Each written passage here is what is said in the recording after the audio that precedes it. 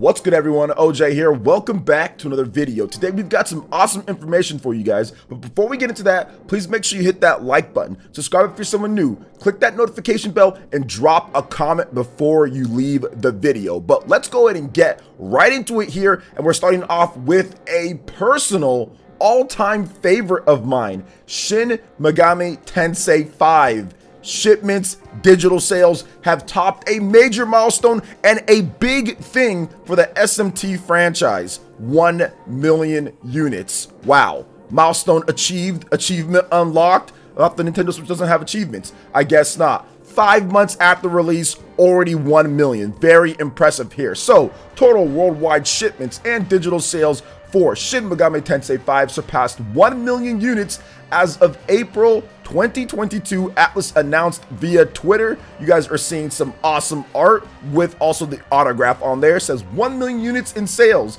Thank you so much. So 1 million unit in sales, for those that are wondering, shipments, digital, retail, what's that mean? Well, it means everything all combined. Everything that's inside people's homes, that's at the retailers that Atlas has already sold to them, and also digital sales as well. So they've pretty much collected the money for all of that. Over 1 million. Very impressive considering it's on one platform, and there's been some other RPGs that we'll talk about in just a bit here that have got 1 million in sales with a bunch of systems combined. Now, Shin Megami Tensei 5 first launched for the Nintendo Switch back on November 11, 2021 in Japan and November 12th worldwide. Now, this game was actually my top game for 2021. It was my number one. I loved SMT 5 so much. I think that it's a phenomenal game and it's definitely deserved of these sales, but there's some milestones here that we have to break down and also some stuff that we have to talk about as well. So Shin Megami Tensei 5 is the first Shin Megami Tensei game in the normal mainline SMT games to break 1 million units. So that's a pretty major milestone considering that Shin Megami Tensei 5 predates Persona. I mean, this franchise is decades old. It's the first, and then Persona spun off from it. So for it to finally surpass the 1 million barrier that Persona's already done before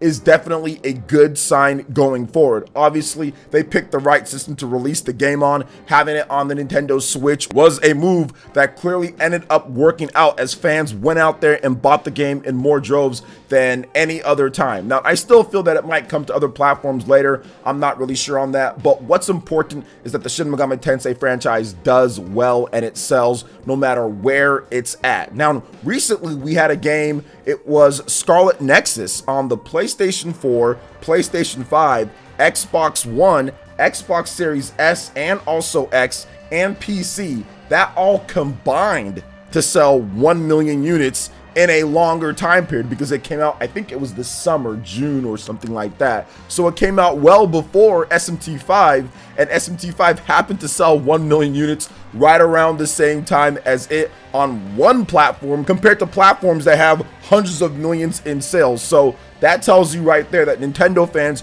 are definitely keen to buying the really good JRPGs, and developers need to start taking more notice. They've already taken notice, but take more notice that if you want to get your game to sell, you can create a unique Japanese RPG for the Nintendo Switch and it can sell. We've seen this with Astral Chain.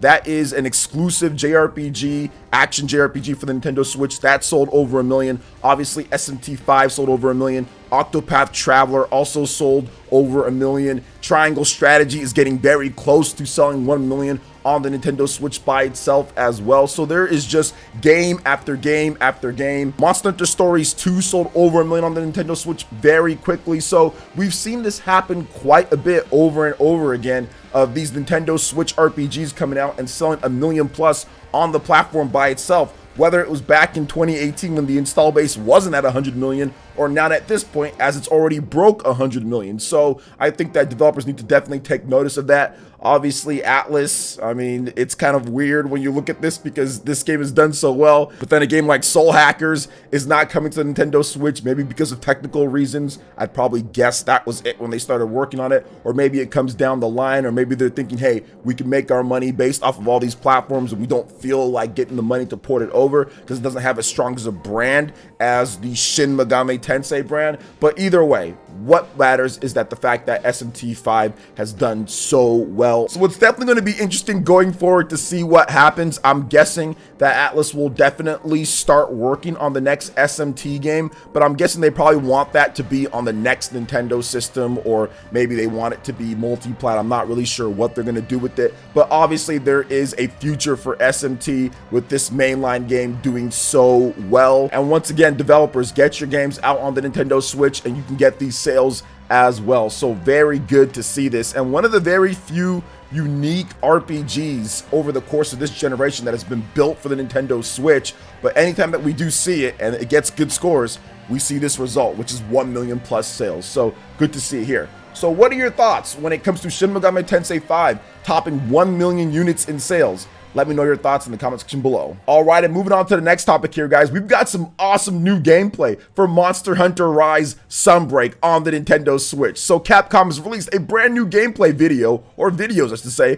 for Monster Hunter Rise Sunbreak expansion, showcasing the Citadel area and a hunt against the fanged beast Grangolm. So, the Monster Hunter Rise Sunbreak expansion is due out for the Nintendo Switch and PC via Steam on June 30th. Monster Hunter Rise is now available on the Nintendo Switch and PC via Steam. You guys are checking out this Citadel gameplay, looking really cool. This new Fanged Beast gameplay is also looking awesome as well. I mean, the game just looks incredible. I mean, I'm pretty sure this is the Switch version, I would guess. Maybe it's the PC version they put up, but I think it's the Switch version. Either way, the Switch is looking very nice in this, and this looks like it's going to be a massive expansion for Monster Hunter fans out there. I love the color schemes that they've done. They've done purple and pink and different areas of green and everything. It looks every bit as impressive as the original game, if not even more now, as they've gotten more time to work on it. So very good to see Monster Hunter Rise continue to be prevalent on the platform. And I do think that with Monster Hunter Rise Sunbreak, the sales are definitely going to get really close to 10 million units on the Nintendo Switch by itself if you add in the Sunbreak. I think that people are going to pick up the regular one and maybe with the DLC or just the DLC by itself, but I think that this is going to be the nice boost to get this over 10 million if you just count Monster Hunter Rise and Sunbreak together on the Nintendo Switch, which is a huge feat that have broken 10 million units as a third-party game on the Nintendo Switch. So I think Monster Hunter Rise would join very rare company for a third-party game to do that well, because right now we already know that it's over like 7 million units, going on 8. So very impressive overall for Monster Hunter on the Nintendo Switch, because the game isn't that old at all. It just came out last year. So I do think that Monster Hunter Rise is going to do extremely well in the long run on the Nintendo Switch. But what are your thoughts on this new gameplay that we see here for Monster Hunter Rise Sunbreak? Do you plan on getting the expansion? Let me know your thoughts in the comment section below. All right, now moving on to a little interesting topic that I found out here in terms of what Microsoft is doing with some ad integration with their games. So Microsoft is reportedly looking to adding an ad integration into free-to-play games. This includes billboards and /or posters for real products in the games themselves, according to Business Insider. Quote, one of the sources speculated Microsoft isn't currently interested in collecting a cut of ad revenue because it wants to provide more money-making opportunities to developers who make free-to-play games, reads the report via Video Games Chronicle. Two sources say that Microsoft is, quote, moving cautiously and intends to create a private marketplace where only select brands can insert ads into games in a way that doesn't disrupt the gameplay experience. The advertisements will be things like digitally rendered billboards in a car racing game. Now, the report did add that, quote, insiders was able to learn if Xbox will also offer other types of in-game ad units like avatar skins or video ads that play in gaming lobbies.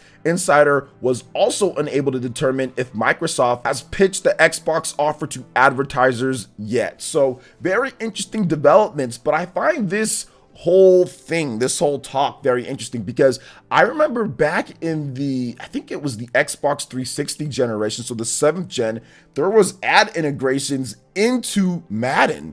The video game Madden, whenever there was like halftime, it would go to the billboard and you would see like a Snickers ad, or you would see ads for certain products. So this has already happened on the Xbox platform before. This has already happened. This is something that's already been done before, and we've seen other types of Butterfinger and ad integration into certain games. So I don't think that this would be a huge disruptor or a problem if it actually ended up happening, but I'm guessing that Microsoft is looking into a way to get it done on a mass level instead of a game-by-game basis. Now, obviously, nobody wants their games flooded with weird type of ads to draw them out of the experience, so of course, Microsoft needs to tread really carefully here, but it's going to be interesting to see exactly how all of this plays out, just because I know that there's a lot of fans that don't want to see all these different ads and weird type of stuff inside their games. But then again, it's a free-to-play game. So free-to-play games are always looking for ways to do what? Make money. It's a free-to-play game. So we'll see exactly what happens overall with it. But it's not something that I'm necessarily ecstatic about. But once again, I understand for free-to-play games. But then again, we've seen it in non-free-to-play games as well, like Madden before in the past. I'm not sure if they still do that anymore because I stopped playing that waste called Madden a long time ago. But yeah, we'll see what happens in the future. What do you guys think about this when it comes to Microsoft looking into ad integration for free-to-play games? Could that give them the leg up on getting more titles over to their platform? Let me know your thoughts in the comment section below. All right, and moving on to the next topic here, guys. We've got a Nintendo Switch game sale that's going down with some of the biggest and best games on the Nintendo Switch. So Amazon and Best Buy have kicked off a brand new sale on some notable first-party Nintendo Switch games. This includes The Legend of Zelda Breath of the Wild, Super Mario Odyssey, Fire Emblem Three Houses, Splatoon 2, Xenoblade Chronicles Definitive Edition, and Miitopia. Along with physical versions, the digital eShop releases are included in the sale at Best Buy. Almost all of these titles can be had for $39.99, and Miitopia is the one exception that's been lowered to $29.99. Nearly everything here is usually MSRP for $59.99, though Miitopia is a little bit cheaper at the $50 price tag. Now, Amazon and Best Buy mostly have the discounted versions of these games, and you guys can check out the links below. But of course, if you go over to Amazon and Best Buy, I highly recommend The Legend of Zelda Breath of the Wild. That seems to be on sale right now at this point. Sales for Breath of the Wild have actually been surging lately, just because the delay, I think, has given more people time to say, okay, this looks like it's going to be very epic here. I want to play this game. So Breath of the Wild has been just selling better and better and better. People are really getting back into it, trying it out. Maybe if they haven't played it yet, getting for their friends or whatever the case is. It's still in the MPD. It's still in the Nintendo Switch eShop charts. It's still in the Japanese Famitsu sales. Breath of the Wild is probably the most impressive, in my opinion, the most impressive game on the platform, considering the legs that this game does have. It just continues to sell extremely well, and for what it did, it literally put the Switch on its back at launch right there. So really just showed the proof of concept and what the system could do. So very good to see people still continuing to pick up Breath of the Wild, and if you haven't got it yet, here's your chance. I also would say, look,